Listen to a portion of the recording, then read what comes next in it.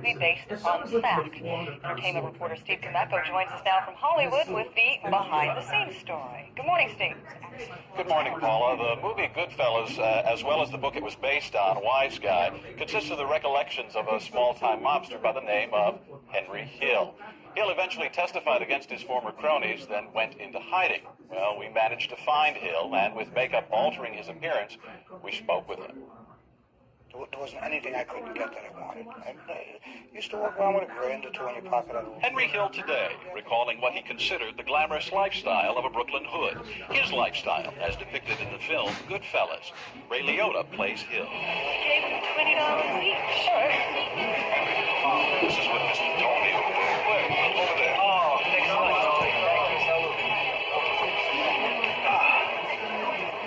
What do you do? What? What do you do? I'm in construction. I do miss certain aspects of that life. I'd be a liar if I told you I did. It's an intoxicating lifestyle. There was no role models in my neighborhood other than these people. And, at that time I felt fortunate to be able to be a part of them. And I wanted to be a part of them. That was my ambition as a kid. Wow, if I could be one of them, I could get out of this neighborhood. Hey, Mom, what do you think? You look like a gangster. Henry Hill was just 11 years old when he got his first after-school job at the local mob hangout. He hung on to the job for a quarter of a century, becoming involved in every aspect of gang activity. You hustle constantly. We worked continuously from one score to another score to another score. People told me all my life, my family, my in-laws, had I funded my energy that I put into that life, not only myself, but all the other people, that we could be successful in any business we attempted to go into. But you didn't get the so-called respect, which wasn't respect. It was people were afraid of you. They didn't respect you. They feared you. And a lot of things I did, I couldn't say no to a lot of things. Because if I said no, either I got chased or I was whacked. Once you're a part of it, you're a part of it. There's no way out. The only way out is in a box. You can't resign. But Hill did get out. Fearing he was about to be killed, he broke 2 rules that were hammered into his head since he was a kid working the streets. Never rat on your friends, and always keep your mouth shut. How important was that to me? It was very important in that life. Very important. But when it came down to it, when it came down to my family's life and my life, we had to come first. After testifying against his former partners in crime, Hill went into hiding. And that's where he's been the past 10 years, leading a new life while fearing the old one may yet exact its revenge. I constantly look over my shoulder. I constantly look in the rearview mirror. My main defense is to stay away from slippery places, from places where I think that those type of people would be hanging out. There's always a bookmaker. There's always somebody, a loan shark around. You avoid those places and those people, and I've been able to survive. Like I said earlier, it hasn't been easy, and but I'm grateful. I'm very grateful to even your life.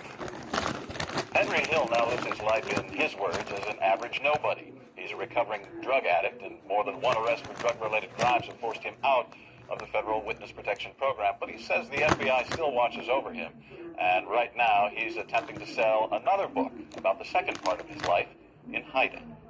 Paula? All right, thanks, Steve. 20 minutes before the hour right now. Harry? This morning, the subject is Martin Scorsese's new movie about the mafia, Goodfellas, starring Robert De Niro. So, is it a movie you can't refuse? No, you can't. And, just even your phraseology from the Godfather on Goodfellas, this is a picture that stands in criticism, if you will, of the Godfather, of the romancing of the mob. We always think that these mobsters, they're awful, but they're so honorable with each other, or they only just kill their own. This picture puts lie to all of that. It is a film that has a real hard moral stance, and it comes across these times as really refreshing how hard it comes down on the mob. It starts out with some of the romance as we see a young mobster played by Ray Liotta take center stage at a nightclub and impress his girlfriend. Here's the romance of being a mobster with some clout.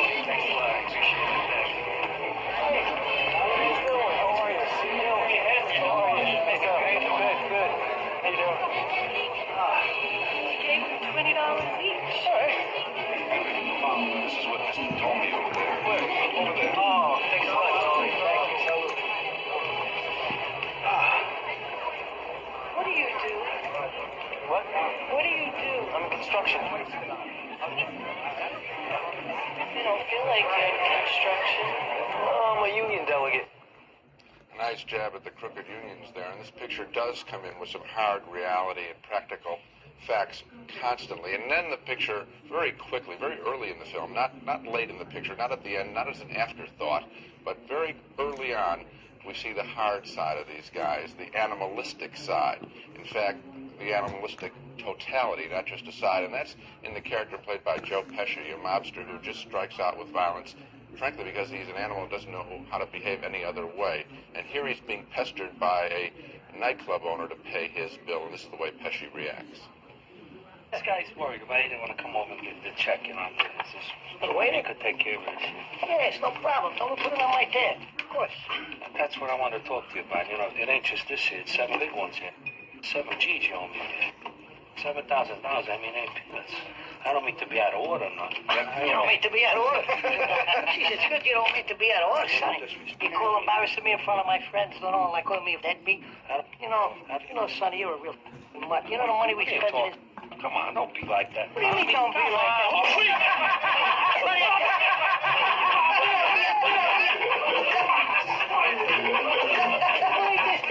You think this is funny, huh? What are you looking at?